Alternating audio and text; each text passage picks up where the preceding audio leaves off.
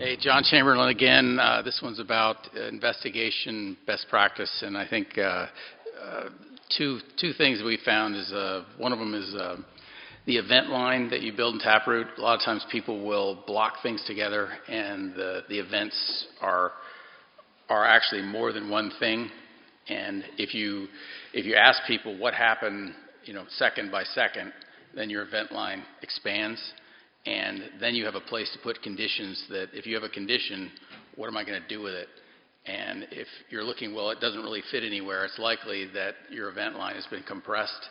So that's one of the things that we've done. And the other one is not getting tunnel vision associated with investigation. A lot of times people are trying to prevent that thing from happening again. Everybody hears, we don't want this accident to happen again. Well, the likelihood of it happening again, that same thing, is basically pretty close to zero.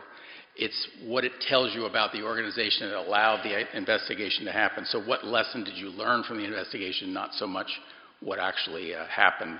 So that's what we're trying to push people to look at, is trying to get in front of the next accident as opposed to chase the last one.